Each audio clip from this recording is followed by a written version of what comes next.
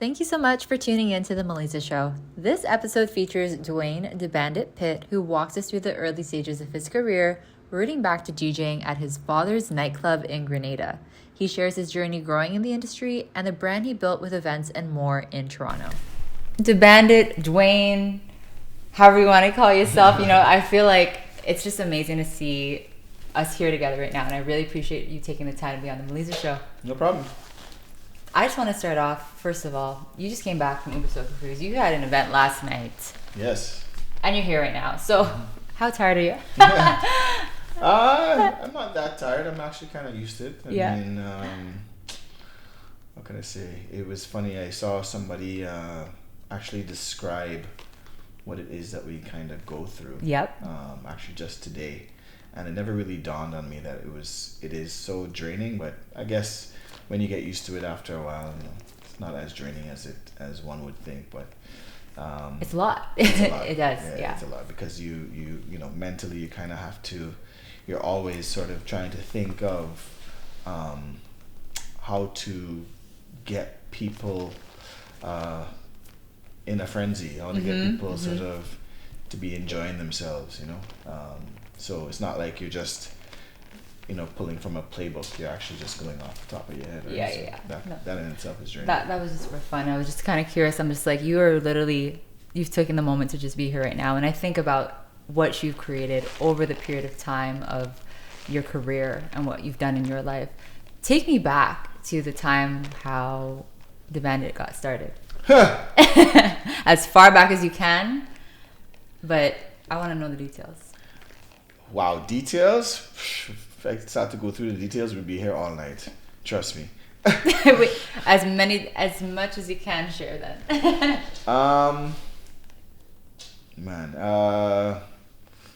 Well, I mean, I grew up in Grenada. I grew up in business, and growing up in business, in a family business, we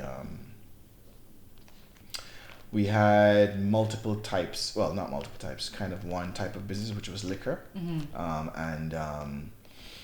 Being in wholesale liquor, then retail liquor, and then very retail liquor because we actually had a nightclub. Wow. So when I was really young, I started DJing in my dad's nightclub, basically. I always had a love for music, but I started DJing in his nightclub, and after a while I started to run the nightclub. So by the time I was like 18, I was already running the nightclub pretty much. In Grenada. In Grenada. So and then by the time I was like 19, 20, I decided I was 20. I wanted to kind of have something to fall back on instead of just kind of relying on business. So I came up to do engineering at Ryerson. So I went to Ryerson too. Yeah. So TMU now. Started to do engineering over there, and because I was here most of the time, I started off by just going to parties and going to fetes, and I decided to start to DJ up here as well. Okay. And going back and forth in the summers and the Christmas, and then eventually when I graduated, I ended up staying here in Toronto, and by then I was kind of semi-established. Semi-established by doing my own events and being a part of a group back then which was called Kingdom of Soca. It was myself, Jay, and Jester, and E-Man, and Scratcher, and Little John, and Friar Tuck, and there was about 10 of us back then in this group called Kingdom of Soca. And we were on the club scene. I think that's kind of the Coles notes of it. Call it these days. Yeah. But yeah, that's kind of how things kind of got started. And then along the way, as I said, I was doing my own events from early because that's kind of the background I come from. So one event to the next, doing shows, doing concerts, then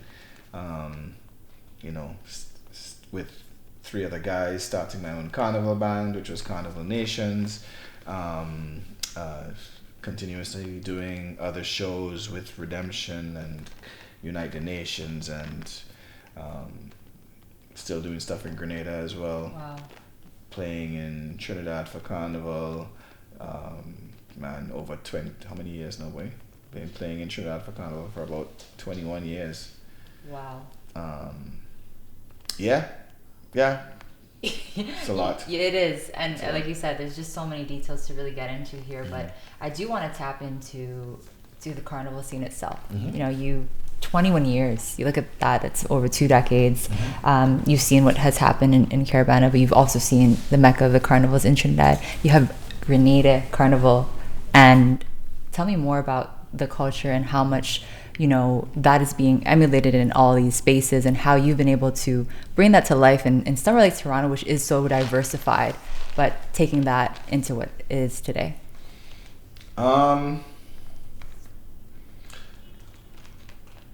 Bringing the culture here, or trying to, as you say, emulate the culture, the experience here to what it is in the Caribbean. It's actually not exactly the same, but it's similar. Mm-hmm.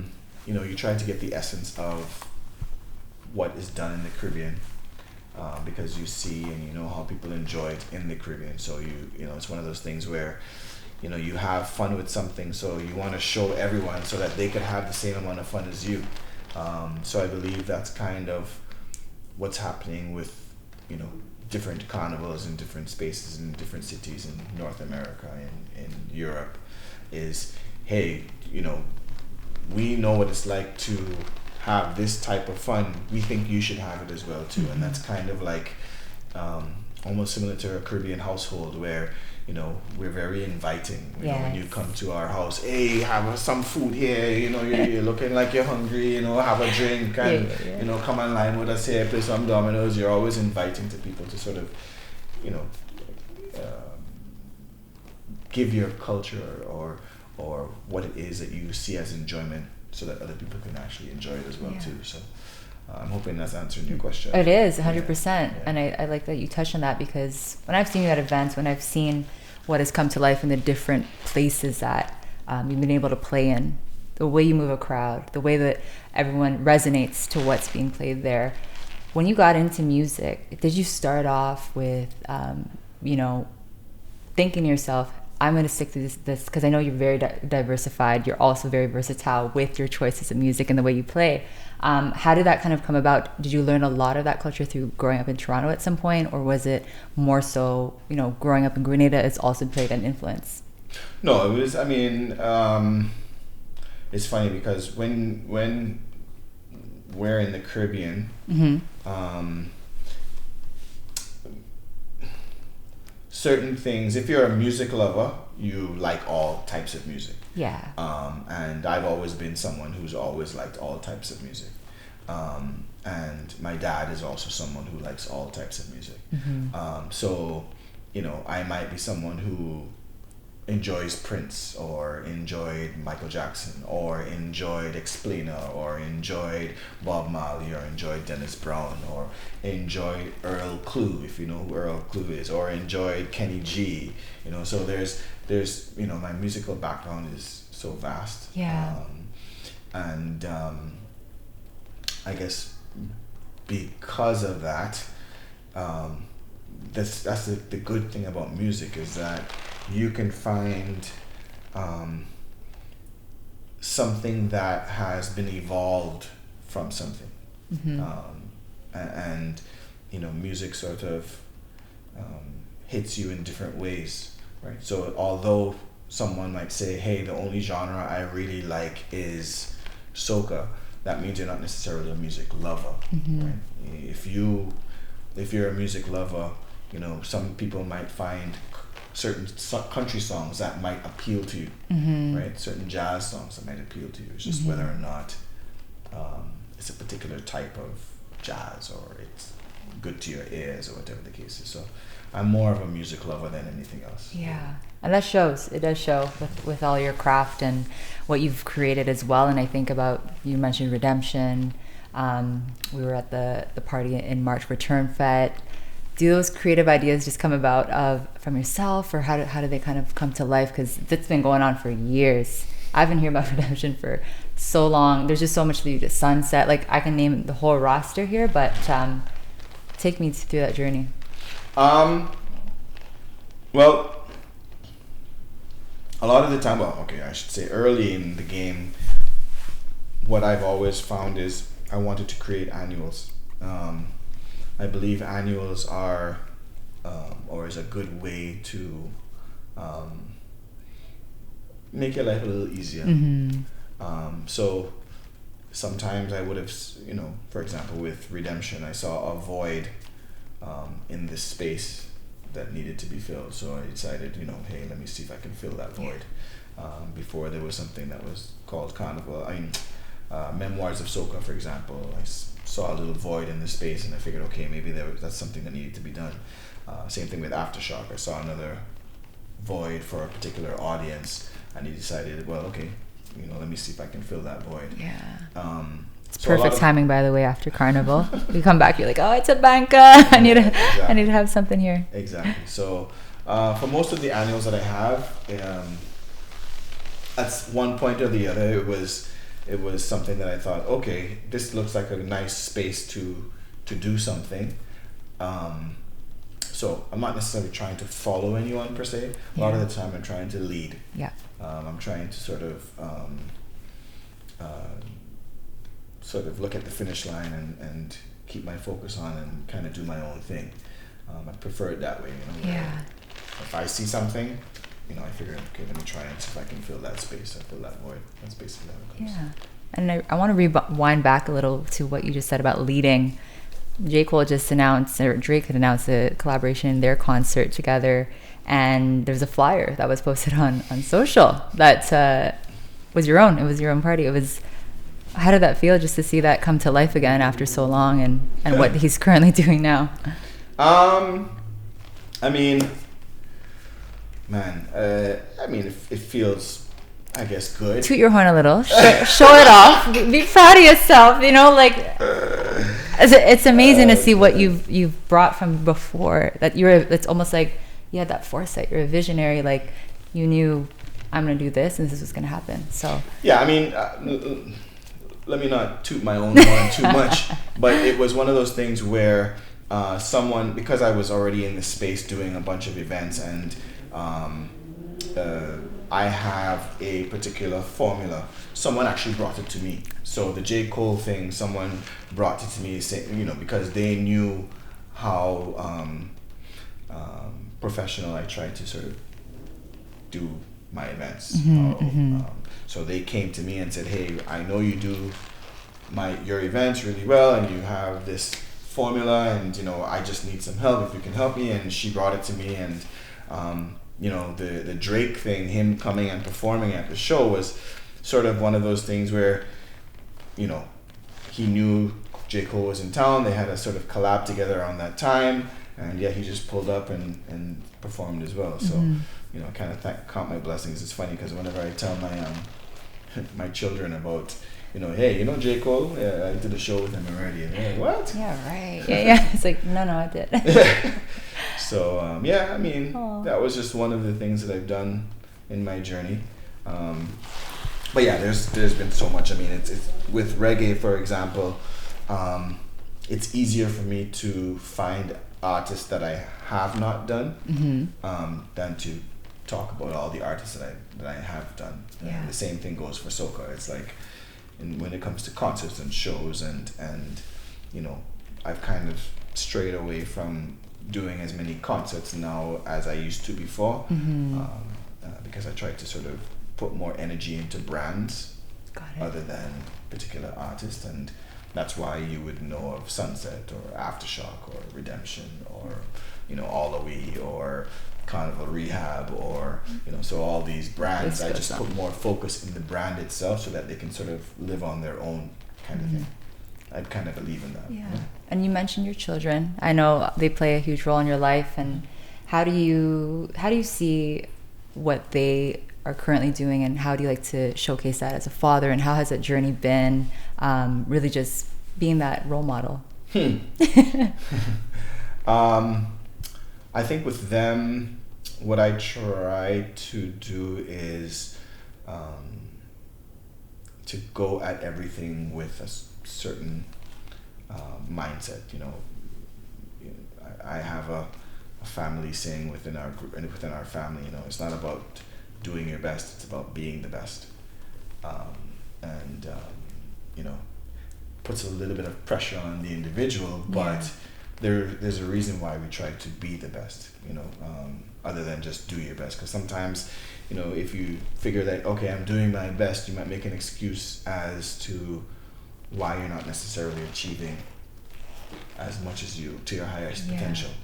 But if you are the best, then you've accomplished what you needed to accomplish. I like that a lot. And I also, like, now that's resonating with me, I'm thinking to myself, I'm like, I have to make sure that I'm being my best all the time, not just doing my best, because you're right, it just adds a little bit of pressure to us. And would you ever, or is there I'm sure there are many, I shouldn't say if there are, but adversities, obstacles that you've come across that were tough to get over? Like, I think a lot of our guests recently has spoken about the pandemic, some of the mental health situations that they've been through. Anything that you'd like to share there? That's a good question. Man, I mean, take your time. I would say along the way, I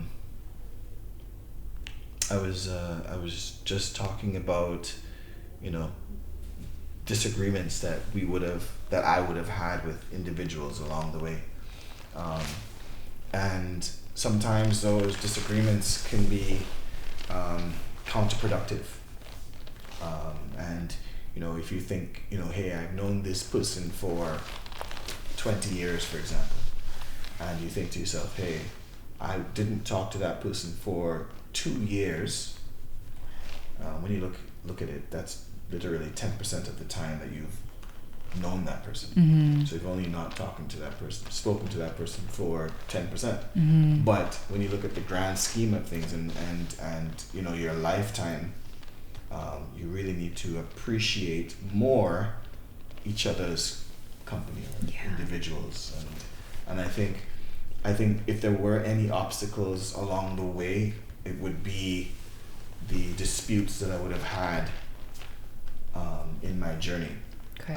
Although with those disputes, you learn as you go. So I know for sure that I've learned from some of these, as I say, disputes or disagreements or redirections. Redirections. Yes. That's the right word. Redirections. That's what kind of happens, right? There's, with any situation or disputes or disagreements that you have, or even just life lessons, I would almost say, right? They're just a moment of you taking in I guess sometimes it's pain, sometimes it's hurt, sometimes it's also just a disagreement, to be honest. And then you just like try to understand what lesson is coming up from this. What is that pivotal point that's bringing me to this direction now in life? And would you say you've ever had a moment where you've questioned being a DJ, putting on events? Was there ever a time that made you ask yourself some of these things?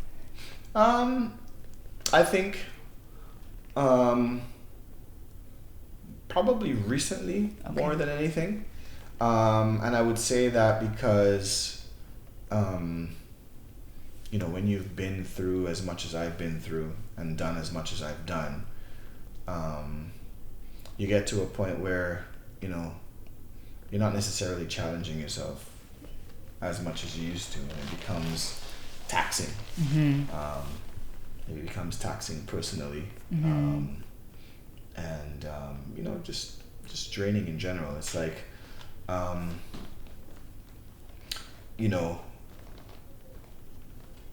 you're really only on this earth for a short period of time, and you have to find ways to enjoy it as much as you can. Especially when you start to see some of your peers sort of moving on or you know, passing away, or you know, you start to get to that point where you start to say, you know, you've paid off for certain things, and does it make sense to really try and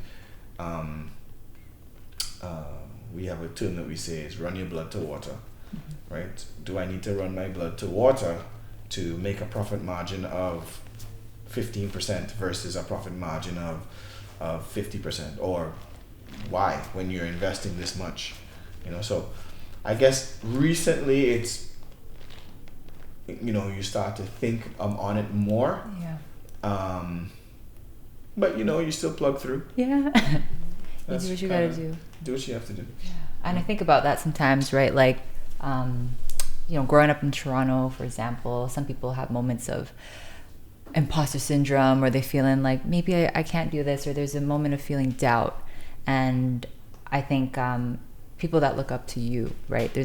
You may not know it, and I'm sure you have come across a lot of people who look up to you. They want to know, how did the bandit get where he's now, and how did that get started, and how did the name come about? Because are you actually a bandit? Or when I think about bandit, I always think about Crash Bandicoot. Do you remember that game? Crash Bandicoot. We'll get into it now. I'll show you like on my phone later, but it's just like fox, and he has like obviously with the raccoon. Or is it fox or raccoon? I'll have to say he's a bandit. So just like every time I think about bandit, that's what I think about. You're talking about you know the game on PlayStation? No, it's just me. I thought you were talking about Crash what's Bandicoot that? Here? No. What's that? The Explorer. Dora Explorer. Oh, what's it? Fox. Swiper knows. That's funny. You're like, no. No. I'll shoot it. But tell me about the name. No, that's all right. There's an old song that used to go, "That's the Bandit," right? And I felt like back when I was starting, it was turntables, and in the Caribbean culture, there is knocking iron, right?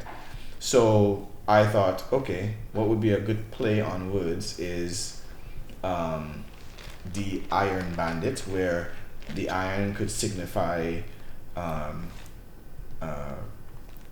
percussion or iron, knocking iron, as well as the Iron Bandit, which will symbolize a turntable, the sort of like the turntable bandit. Oh. So it was originally the Iron Bandit. Okay. And then I thought, yeah, after a while, people will probably drop iron after a while, you know, and we'll shorten it to the Bandit. But, you know, I just decided, you know what, why have the Iron Bandits too long? Shortened it to the Bandit, and that was it. And the D apostrophe is basically Dwayne Bandit. So it's D apostrophe Bandit. Ah, creative. Yeah, because I'm like, yep. And then look, the Bandit on the Instagram. Yep, I see that. I love it. No, I'm always just curious. I was like, how did that come about? So thank you for sharing that. Looking at Carnival Nations and what it's become, I've, you know, played Mass in Toronto for a few years, and you've always come up as one of the top discussions of which band should I play with, this one, Carnival Nations. Like, it's always an idea. How has that experience been like, having a... So I'm no longer part of Carnival Nations. Okay. I exited, left Carnival Nations in 2012. Okay. So when I left, that whole experience was a good experience. So I can talk on the 8 years that I was a part of it. You know, Mass is tough. Dealing with women is a tough thing. Oh, Jesus, Lord. Let me say that as wifey. Hi. Yeah, because hey, you get a bra size wrong, right? Boy, you're in trouble. We're not that difficult. We just we're very particular with things. But I know. Important. I understand. I appreciate it, because again, as I said, we pay attention be the to best. detail. Yes. Right? You have to come. If you don't come good, right? Then don't wanna come at all. It is one of those things where you have to have You know what I mean? It's true. It's true. It's very tedious. Exactly. Yes. I can't talk and not walk the walk, right? So, Amen. So part of what was good about Carnival Nations back then, again, as I say, I can talk on when we were Up until doing 2012. that, Yes. right? Up Okay, until okay. 2012 is, we were trying to give the patron something of quality, right? A good experience here in Toronto. And I can proudly say that from 2004 to 2012, again, I can only talk on when I was there, but the quality of mass, I think, got much better. And I felt like that's the good thing with competition. Sometimes when you have competition, people around you, they realize, okay, wait a second, we can't just give this quality anymore. Yep. We have to bring up our standard. That's pressure. That's pressure. And I feel the same goes for, doing events here in Toronto. With the type of events that I do, and again, I don't necessarily, I won't say it's only me, but, someone is saying, hey, this guy giving cups, we gotta now give cups too, or this guy is doing decor, hey boy, we gotta do the decor too, or this guy is bringing this particular DJ. So the whole quality of the entertainment industry grows. Yeah. Right? And I think it's good for everyone. And sometimes it can be taxing on the promoter. But I feel like just for the overall entertainment industry here in Toronto, it's important. So speaking of mass and how it's evolutionized and what you've seen outside in different carnivals, tell me about the importance of the history that lies between that, because people aren't fully aware of why Carnival is what it is. They don't know about the slave trade. They don't know about the sugar cane, everything that came about to make what Carnival is today. Man, I don't necessarily like to talk too much on stuff that I'm not truly researched on. I'm not really, I can touch on the surface. I know it's a celebration of emancipation. Yes. Yeah. And freedom and one of the things in different islands, that celebration, it was done differently, right? So for example, in Grenada we have, jab, right? Yes. And kind of the how jab sort of evolved is different to how Pretty Mass in Trinidad evolved, right? And how the Juve in Trinidad is different as well, or how Carnival or should I say Kadooment in Barbados is done differently as well. So it's important because it's a reminder of, as I say, not necessarily just freedom, but how happiness, frolic, and take your mind off of the stress of life generally, right? So it's like on those 2 days, or for that one day, or all the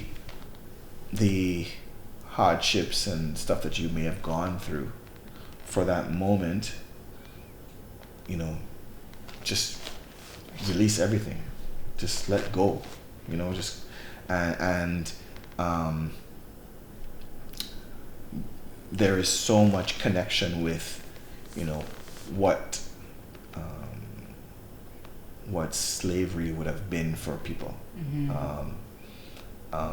what racism that people go through on a daily basis, and just all kinds of whether it's mental issues or depression, hopefully for that time period, you can really just release, you know.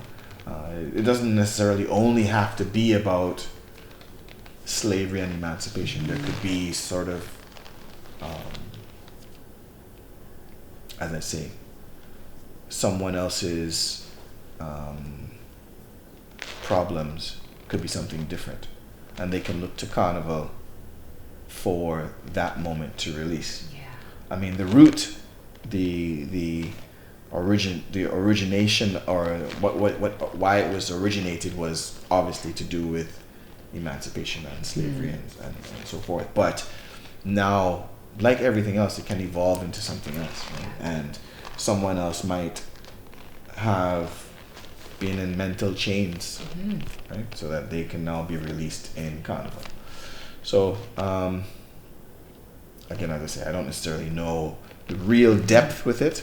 But that's perfect in emulating what it is, because that's how it feels like for me, right? Like I've been to multiple carnivals, as you know, but I know so many of my friends and everyone who goes to this, especially in Toronto, non-Caribbean, are always welcome and invited in, like you said, it's like a Caribbean home. You're on road, it's a Caribbean home. You're at Redemption, you're at Sunset, it's a Caribbean home. It's just the feeling of of being invited. And you spoke on mental health challenges, and you spoke on perhaps someone's going through some of those moments. Have you ever, or is there a story that you can share that touches on some of that? I mean, I would say again, being a Caribbean person, sometimes you deal with things differently, you right? You almost just shut it out. And let it be, because that's what you've grown up to know. Sometimes, you know, it's unfortunate because sometimes as a Caribbean man, you feel like you need to be strong in your household. But I mean, I've had moments where I would cry for numerous things in front of my family. You know, when we have dinners, and in our dinners we have discussions, and you know, one of the hardest, I would say, dinners that we've had to discuss or have discussions is on racism. You know, even with the George Floyd situation, I remember that was a heavy one for us to kind of discuss.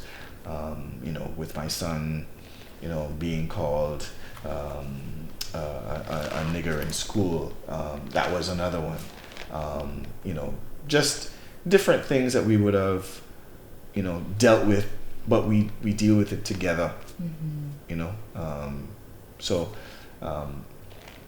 to answer your question, whether or not I have mental moments that I can speak on, not necessarily, but I've found that, you know, I've dealt with it as much as possible, I think. Yeah. And I mean, you spoke to it really well there. I think that a lot of, if you're growing up in an immigrant household, for example, you're almost challenged with, this is just how it is, and this is how we're going to go through it. And that shows the strength, and I think that shows, right, the resilience that comes out in you. So thank you for that note. When I take a look at how we've transitioned in Toronto, for example, and the diversification, and I'm curious to know if this is something that's going on in your mind when it's, am I going to pass a torch, or is there anything that you have in your future sight of what's next for you?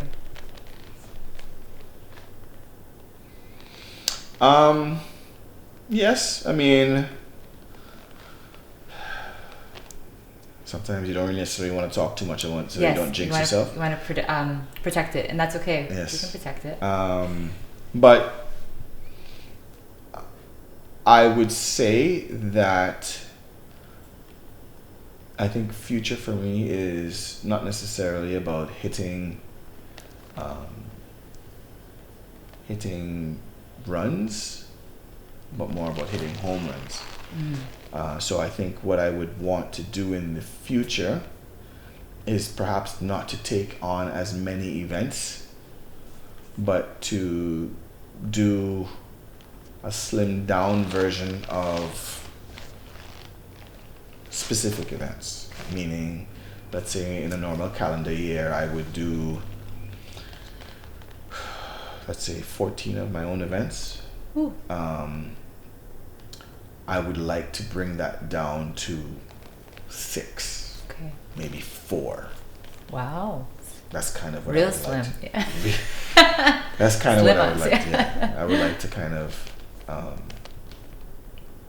just bring it down. Mm-hmm. I mean, and hopefully it could be something where these are still worthwhile events, things that can also be easier for me to sort of manage. Mm-hmm. Because man, coming home at 4:30 in the morning, I still wake up at 7:30.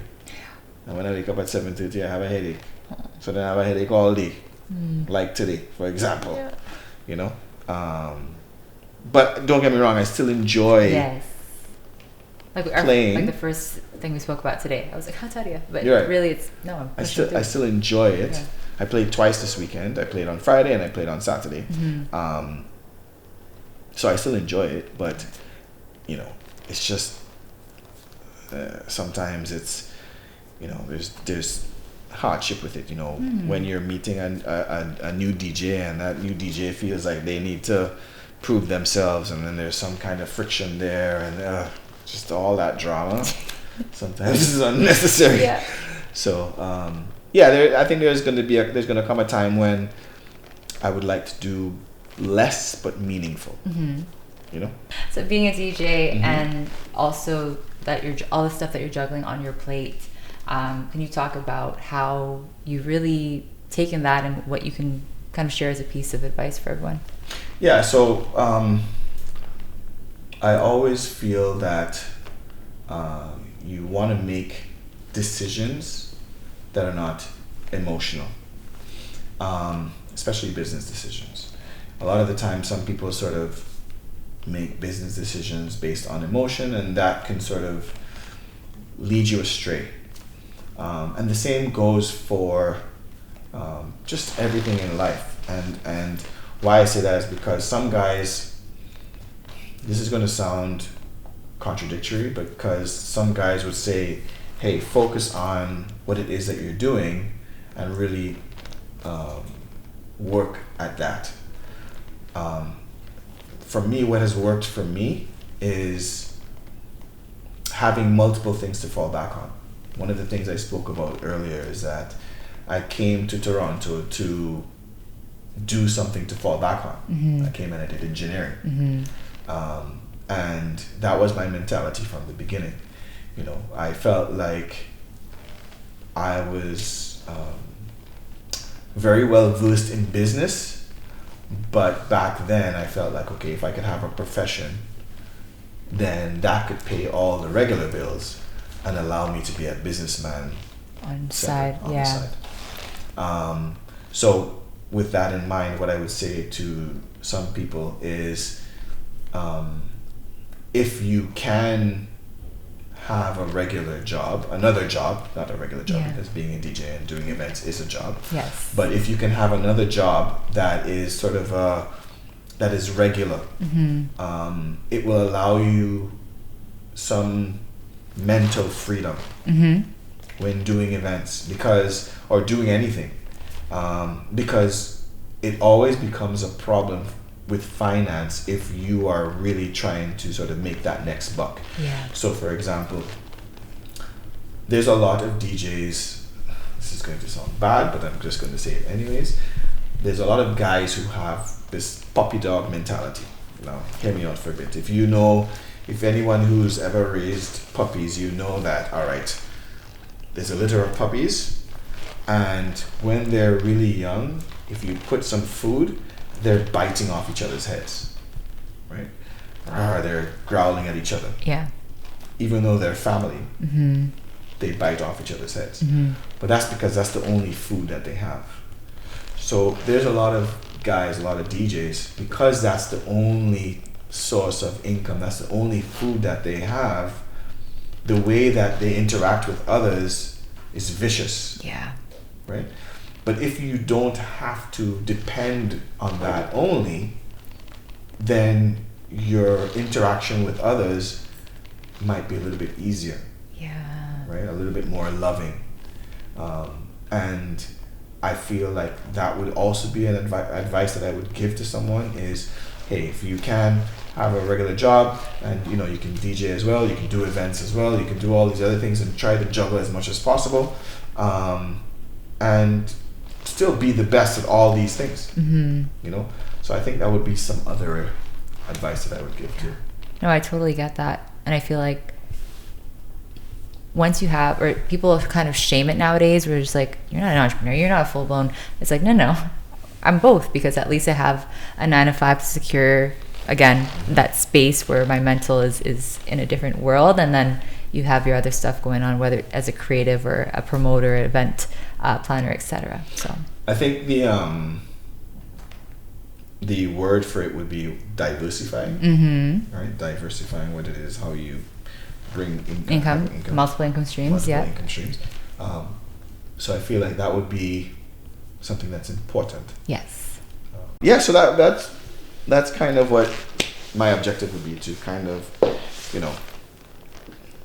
tone down, slim down on the amount of events that I'd be doing, how often I play, and it's tough because for example, like last night, I was telling one of my DJ friends, you handed me an alley hoop, right, where it was, he set me up in a position to, if you follow soccer or football, to just strike, meaning to just shoot shots, goals, So in that moment, it was 45 minutes of straight energy, and I'm happy to say that I'm one of the few people that can still do that. My son hopefully is in his profession, or in anyone's profession, to be doing something for, I don't really want to show my age, but to be doing something for over 35 years. Whatever age you're showing, I can't picture it now. To be doing anything in any profession for over 30 years is a blessing. Yeah. And still to be, getting requested, or, being booked, and, pretty much playing on average every weekend. Internationally as well. Internationally. I guess I kind of downplay a few things, but all those everything. I'm like, hello. I've seen what you're doing out here. All your events speak for itself. You sell out Rebel every time, or there's just so many things. Yeah. I want to touch on a couple of things you mentioned there. First of all, you did a lot of sport references: home run, football, your son, and I know you've been speaking to me about prioritizing that as a sport. And would you say your background with sport and football, what is your involvement with sport? I mean, I watch a lot of sports. Okay. That's one thing. I coach my son. I did track and field in school, and play basketball. But obviously this is in Grenada, so kind of the level is kind of, it counts. It's not that big of a deal, trust me. We're like 100,000 people, so it really don't matter. So with why I make a lot of sport references is because so many things are relatable in sport, because it's about team, right? There's certain things that, having a good team around you is representative of what it is that you're doing. So, you hear me talk about all the things or you speak about all the things that I have done, it's because I have great people around me, right? In reference to football or soccer, meaning there's a person that's a midfielder, and a midfielder can play in multiple positions. And that's kind of how I am. I'm a midfielder. I'm not necessarily only one that can attack as a striker. I'm not only one that can defend, but I can play multiple roles. You know, when it comes to my ticketing platform, I came up with the initial design for the ticketing platform. That was back in 2007 when no one was really doing it. When it comes to, you know, just all kinds of things, I'm that person where I can adapt. I can you know, market things. You know, when it comes to, people are always coming to me to try and get me to consult on how to market for them. You know, so I'm that individual.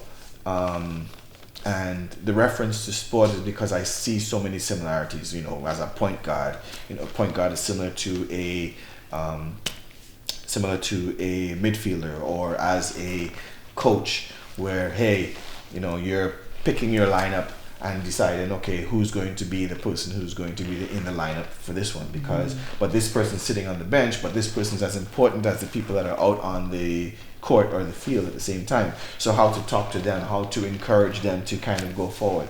So yeah, there's so much relationship, like it's such a strong relationship between sport and everything in life. You know, even as a family, one of the things that, you know, I discuss with my family is, you know, we're a team.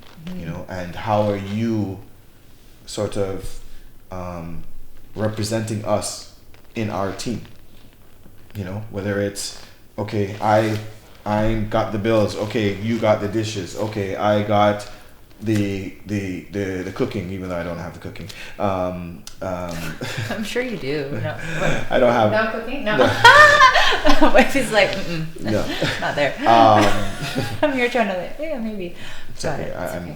I'm the tasty person. And that's you're the chef. I love that. I mean, if not, we'll end up at what's it called? I would say Ding Tai Fung. It's not Ding Tai Fung. Yeah. Where we been every night? Wato, no. Oh. New Ho King. Yes, New Ho King. That's where you first met. That's right. I was like about to say pie. I'm like, pie didn't go true. No. We should have been to pie. Next time. Sorry, back to the references. That would have been a much better. I know. Next time? Yeah, okay. Sorry, back to that, and just like, I'm here talking about the food and experiences that we've had in restaurants, and I'm so grateful to have been, you know, with the crew at that time. Everyone calls out, you're just that hands-on. You know, you want to make sure that your team is taken care of, and I just want to say that's respect to you, right? It shows who you are as a person, and the family, the ties that you have, and being a team. And I feel like that's showcased with your DJs, with the crew that you bring into the events and stuff. And I want to get an idea of how you've seen it evolutionize from where the DJ scene was to where it is now, and those that are working to be in the industry.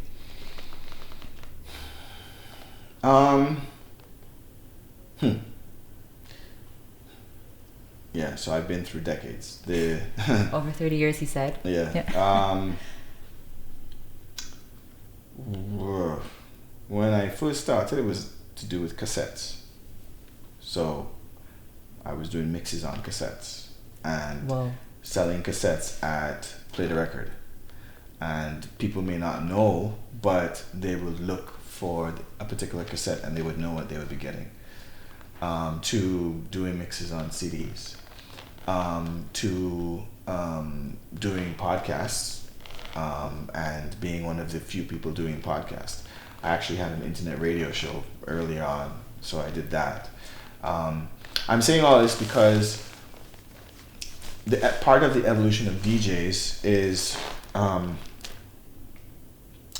things are a little bit easier now.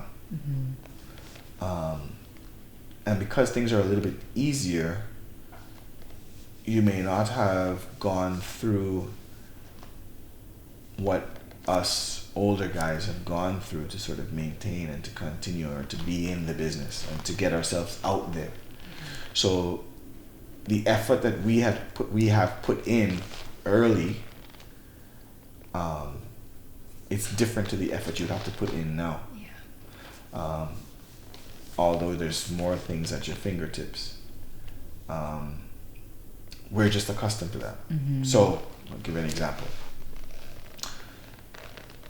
To do an event in Grenada, there was times when I would drive around with 2 megaphones on the car and an ad running so that it's making an announcement so that people can hear about the event happening for this particular weekend. I've heard that in actual islands currently to this day, because that's their technology. Or those that don't have access will blast their stuff on a megaphone. Right. So I did that to handing out flyers, to just so many different types of promotional ways to sort of get or to get to an audience. So I can appreciate all those things. I was collecting email addresses back in the 90s, like in 99, when email addresses were just coming out, right? And I always felt like people will have a focal point, right? So what would be your focal point? Your focal point would be your phone number and your email address. So I've always believed that. So I've had an email list from early 2000s. I've been building on that from early. So back then to now, it's a little bit easier. Like you always hear, OGs in basketball talk about, man, the way guys get fouled now, man, you would never make it in our time, in the time of Jordan and Larry Bird and all those guys. Shaq, all those guys. And Shaq and all those guys, right? It's different now to how it was then. I still feel there's some guys that would be able to make it, but it's a little bit easier now. Now, despite all of that, I still feel like back then, because too many people didn't really know each other, you may have found more rivalries than there is now. And I think over the time, I think people have realized that these rivalries don't do anything. They don't go very far. No. Perfect example of that is some guys would hate me talking about this, the dub plate era, the sound clash era. The sound clash era was basically based on rivalries. How could you tell or say something bad about the next guy, right? And if you go to a sound clash now, compared to if you go to a sound clash back then it might have been 1,000 people or 2,000 people. Now it's like 200. So the mentality of the industry, I believe, it's more loving, at least on the surface. Maybe underneath there might be guys who, deep down they have a lot of hate in them. But for the most part, there's a lot more love now that I find, which allows for some of us older guys to put younger guys under our wing.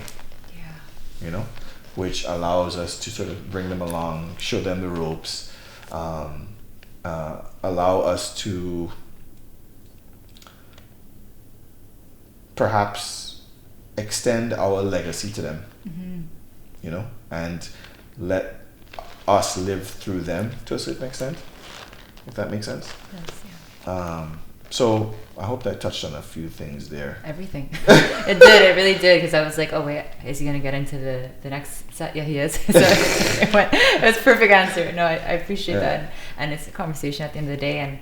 And just, what is a piece of advice that you'd like to give to those who are watching, or someone who's looking up to you and what you've done, and kind of wants to get into what you've done?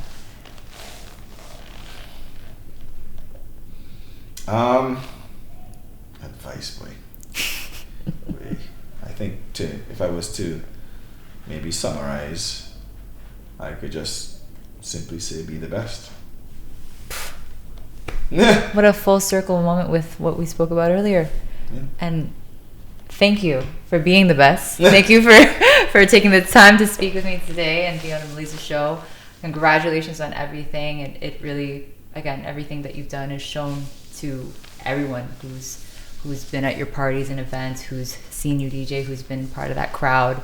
And Toronto's proud to have you. So thank you so much. Thank you. Congratulations to you for this show and for bringing me on. I'm really happy that you got me to come through. Happy as well. Tell my Thank story. you. Appreciate it.